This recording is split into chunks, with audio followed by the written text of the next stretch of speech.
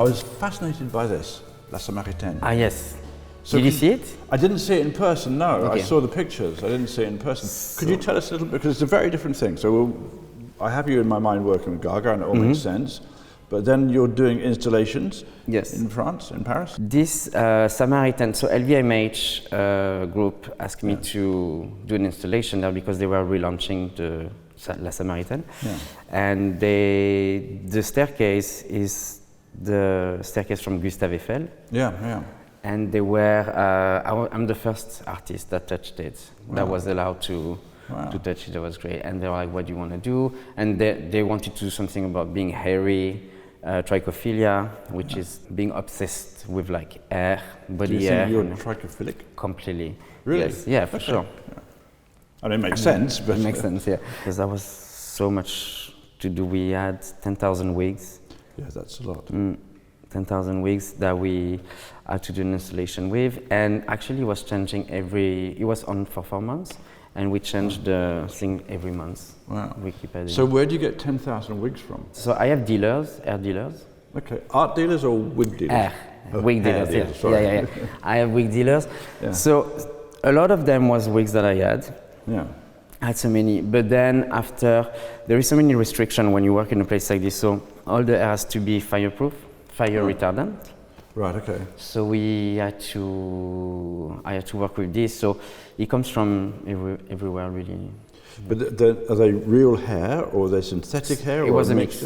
A mixture? Yeah, a mix, yeah. What's the most, if you're given like a wish, you know, any wig you want, what would it be? Would it be real hair from a particular place? Is there a kind of the sort of... my favorite? Yeah, which is the best hair to get?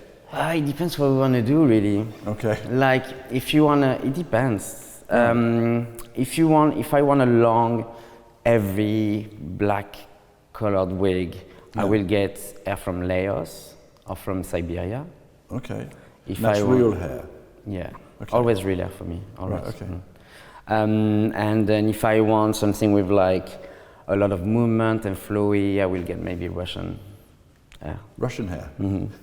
So there are nationalistic differences between the texture of the hair? They all, I guess. I mean, every DNA has a very different, hair DNA has a very different movement, you know? This is why, what's important for me when I work with ballets or performance artists, what kind of hair I'm going to be using, where it comes from.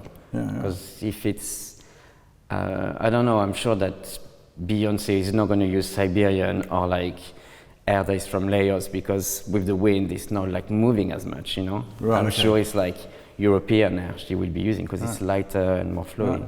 I hadn't realised, that's just my ignorance, that I was presuming that most of the wigs and most of the things you use were synthetic. Was that? No. All my costume is human hair. Everything I've been doing is human. Right, okay. Yeah. Right. When I do big installation like this, it's a mix. Yeah. But all my collections and everything I've been using it's human.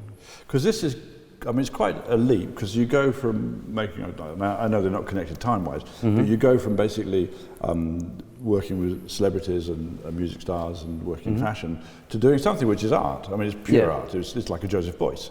So it's that sort of thing. It's a textural, sensorial environment. Because hair is my medium, when I do sculptures, or because I do also sculptures made of hair, I create also painting out of hair.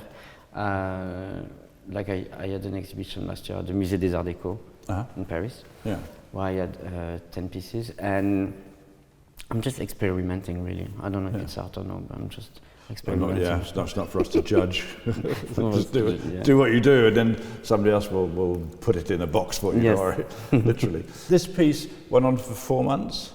4 months, yeah. And I'm trying to imagine because when I first saw this, I thought, wow, that looks incredible, the palette's incredible, the spaces, you know, the physicality of it. But did it have a smell?